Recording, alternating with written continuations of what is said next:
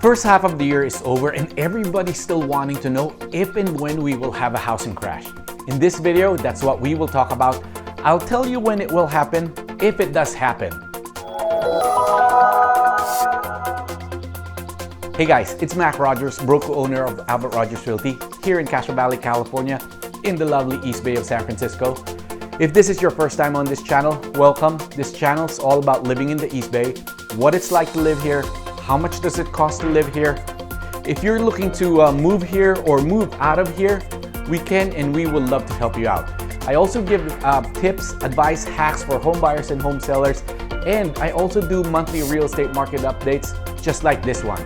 If we can help you out, give us a call, text, email, smoke signals, pigeon carriers, however you want to reach us, we would love to help you out. So a couple of weeks ago, I made a video addressing what Susie Orman posted on her Facebook page. I will put a link on the video up here. Watch that video and see my complete rebuttal or response to her post.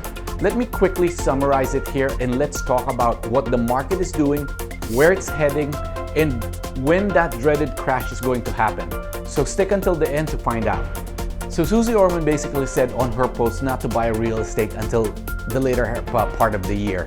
In her example, she said that if you buy a home right now that's worth $300,000, that could very well be worth $150,000 in a matter of months. That's a 50% decline. Now, she's saying this and basing this advice on the current forbearance mortgages that is happening right now. She believes that once this forbearance comes due, there will be a flood of homes coming into the market, thereby depressing home prices. She said this is exactly what happened in 2007-2008. Now, if you watch my video, I presented my argument as to why this is not the same and why what she is saying won't happen yet. I'm not going to go through that in this video, but the bottom line is I presented a number of statistic and economic factors to show that what she is saying is wrong, which I still stand by that analysis.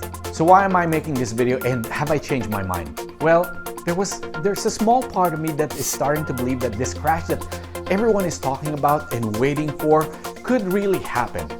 I mean, I believed before that there was a likelihood that there might be a crash. Anything's possible, right?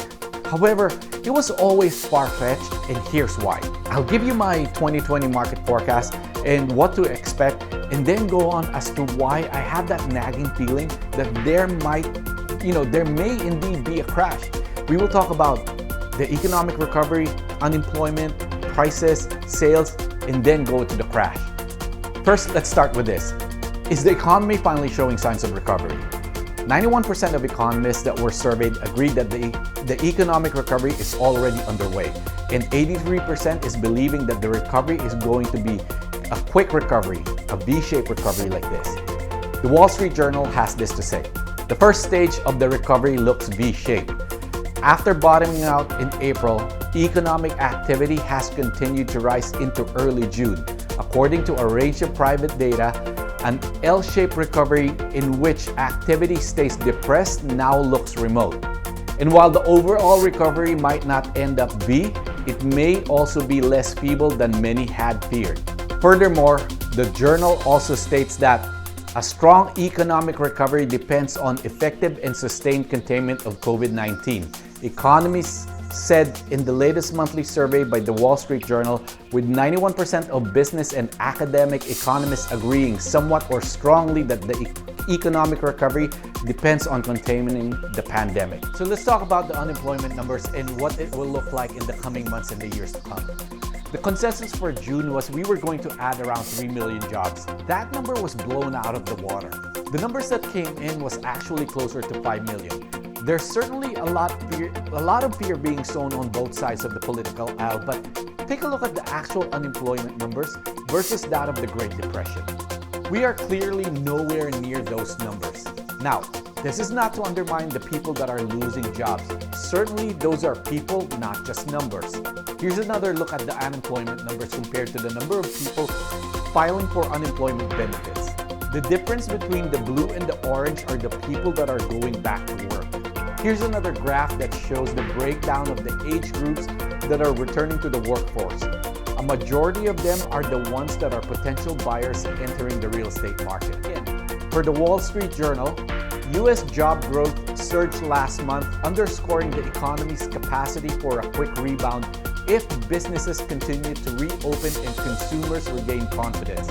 A recent coronavirus spike, however, could undermine trends captured in the latest job report. This is why most economists are calling for a V-shaped recovery or a swoosh type of recovery, because there is more depth but less length in the recovery process. It's like a bounce, and while a lot of people are trying to correlate unemployment to housing, which if you think about it, it kind of makes sense, right? More people out of jobs means less people that can afford to buy or keep their current homes. However, if you look at the unemployment and housing relationship, it's almost an inverse relationship. Which brings us back to why are people thinking that there will be a crash. Somehow people are equating what we are going through right now with the last recession. During that last recession, it was actually housing that caused the recession. One reason that we got into so much trouble was the lax underwriting that we had. But now, compared to the last time, it's totally different. Now it's harder to get a loan than before. There's also the demand side of the equation. I've shown this next graph before, and it basically shows you how demand is just going through the roof, far more than before we started this coronavirus. Because of this demand, this is what is driving the home prices. As a matter of fact, this is what one economist have to say about this. The housing recovery has been nothing short of remarkable. The expectation was that housing would be crushed. It was for about 2 months, and then it came roaring back. This housing recovery index shows you that while we are not back to where we were before when you factor in demand, price, supply, and time on the market, we are certainly well on our way. Then there's equity. When real estate market crashed, there were a lot of homeowners that did not have equity in their homes. So there was no incentive for them to keep their homes. This time around, 77% of homeowners have at least 20% equity in their homes. Let's talk about home prices and see what the experts are saying where we are headed. Fannie Mae had this to say about home prices. Recent home purchase measures have continued to show remarkable strength, leading us to revise upward our home sales forecast, particularly over the third quarter. Similarly, we bumped our expectations for home price growth and purchase mortgage originations. Check out this graph. 7 out of 9 that were surveyed is projecting an increase in home prices in the next 12 months. One predicts that it will be slightly down, and one big outlier, CoreLogic. Now, CoreLogic is a big player in the real estate and mortgage industry. CoreLogic is forecasting that we will be down by as much as 6.6% next year. When CoreLogic was asked why their projection was total opposite of everyone else, they said that it had something to do with the unemployment numbers and the economy moving forward. They're basically more bearish than everyone else. They believe that the unemployment numbers will be on the higher side of projections, thus creating pressure on homeowners who might lose their jobs and in turn will need to sell their homes. As we continue down this path, here's another thing worth considering that will affect pricing and demand, and we are starting to see already transpire. People are starting to move out of metro areas. People are moving back to be closer to their families. John Burns Consulting has this to say about this new phenomenon.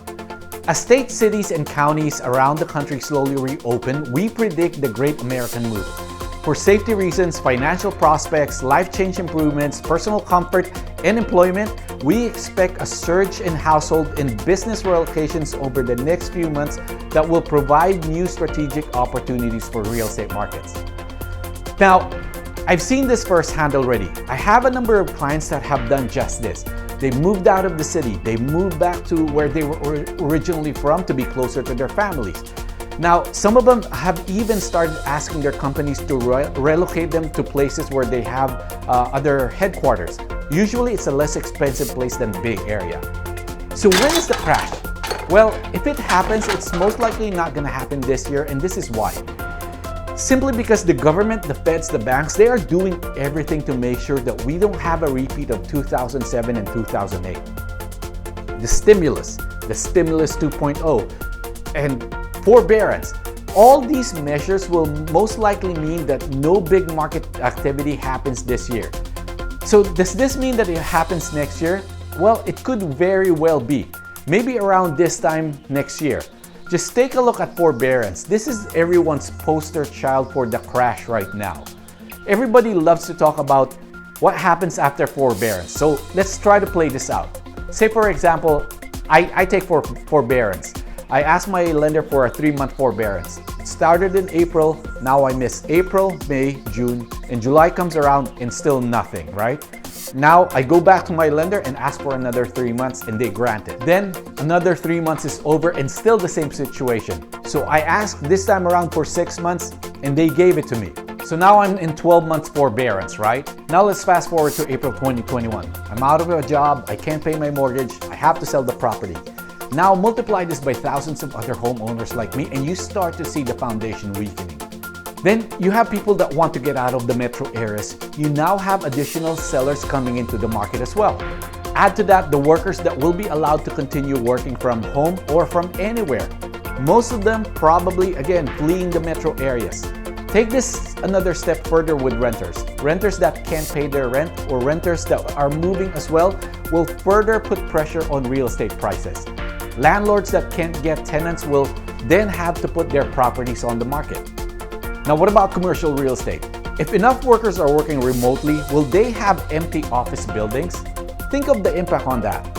That's more jobs that will be lost because there's no building to service, no workers to spend money on the food and other services around that area. Look, the virus, that will be contained, even if we see another spike. Tourism, travel, that will all come back. After 9/11, everybody was so afraid to fly, but we all got back on the plane. A lot more security checks, but still, if we truly become a nation where a majority of the workforce will work from home, wherever that may be, then most likely the real estate landscape will change. The way things move, it might be sooner than next summer. I think the East Bay and the rest of the Bay Area in general has a lot of exposure here. There are a lot of workers that are in tech. Like I said earlier, I've seen a couple of my clients already move out of the Bay Area and had asked for transfers to places like Austin, Texas or Portland, Oregon. And we are just in the beginning stages. I think the more likely scenario is we see prices flattening or even declining a little bit. An outright crash is still highly unlikely considering all the factors we have going for us. However, it is there and something that we need to be aware of. If you want to know more about the real estate market in the East Bay, check out our other videos. I would love to hear what you think about them. Comments, thoughts, feedback below, please.